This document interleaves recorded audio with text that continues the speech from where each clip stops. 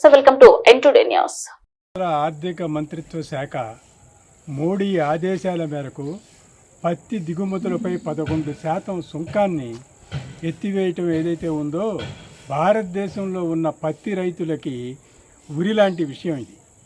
ఈ రోజున అమెరికా మన దేశ ఎగుమతుల మీద 50% సుంకాలను విధిస్తే ఏమీ చేయలేని మోడీ రేపు చర్చలు జరుగుతున్న నేపథ్యంలో అమెరికాని ప్రసన్నం చేసుకోవడంలో భాగంగా మరి బడా పారిశ్రామికవేత్తలు పత్తి వ్యాపారస్తులు ఎవరైతే ఉన్నారో వాళ్ళు విదేశీ పత్తిని దిగుమతి చేసుకొని భారతదేశంలో పత్తి రైతులకి తీరని ద్రోహం చేసే విధంగా మోడీ విధానాలు ఉన్నాయి.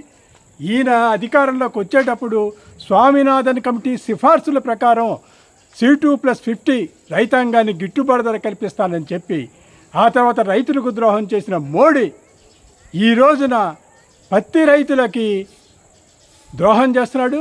ఈ రాష్ట్రంలో ఈయన అధికారంలోకి వచ్చిన తర్వాత దేశం మొత్తం మీద చూసినట్లయితే 150,000 మంది పైగా రైతులు ఆత్మహత్యలు చేసుకున్నారు. మన దేశంలో మరి పత్తి దిగుబడి అవటానికి అక్టోబర్ మాసంలో దిగుబడి అవుతుంది.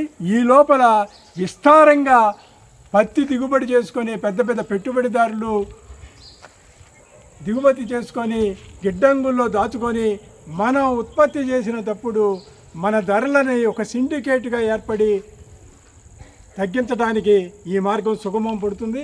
దీన్ని తక్షణం ఉపసంహరించుకోవాలని చెప్పేసి సంయుక్త కిసాన్ మోర్చా పిలుపునిచ్చింది.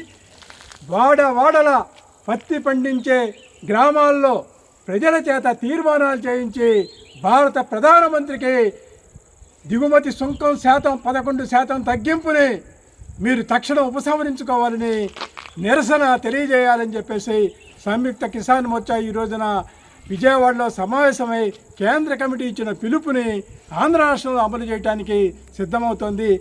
మనం చూసుకున్నట్టయితే 2014లో స్వామినాథన్ కమిటీ సిఫార్సులు అమలు చేస్తానని చెప్పాడు.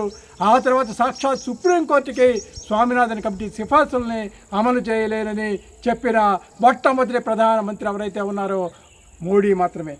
ఈ రోజున ప్రజా ప్రయోజనాల కోసం తగ్గించానని చెప్పేది పచ్చి బూటకమైన చర్య. రైతాంగాన్ని ద్రోహం చేయడానికి చేసిన చర్యగా దీనికి మేము పేర్కొంటున్నాం. మన దేశం పత్తి దిగుమతుల్లో ప్రధానమైన స్థావరంగా ఉంది.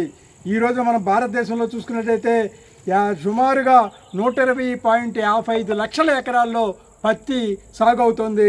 దీంట్లో ప్రధానంగా మహారాష్ట్ర, గుజరాత్, తెలంగాణ, ఆంధ్రప్రదేశ్లో దాదాపుగా 30% పైగా పత్తి ఉత్పత్తి అవుతుంది.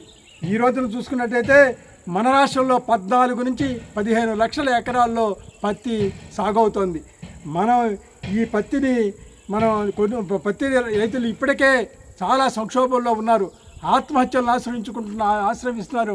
గత సంవత్సరం మనం చూసుకున్నట్టయితే పత్తి రైతులు, మిర్చి రైతులు, టొబాకో పండించిన పొగాకు రైతులు కూడా తీవ్ర సంక్షోభంలో ఉన్న దశలో ఈ రోజున మోడీ చర్యల్ని ప్రతి ఒక్కరూ ఖండించాల్సిందిగా కోరుతున్నాను. తక్షణం ఏదైతే 11% దిగుమతి సుంకాన్ని రద్దు చేశారో దాన్ని తిరిగి పునరుద్ధరించాలి. భారతీయ పత్తి రైతుల్ని మరి కాపాడాలి. లేకపోతే రేపు అక్టోబర్ మాసంలో మన పత్తి ఉత్పత్తి ప్రారంభమవుతుంది.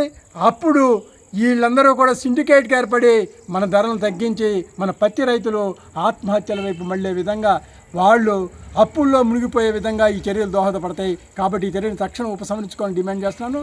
నా పేరు డి హరినాథ్, అఖిల భారత కిసాన్ మహాసభ రాష్ట్ర కార్యదర్శి.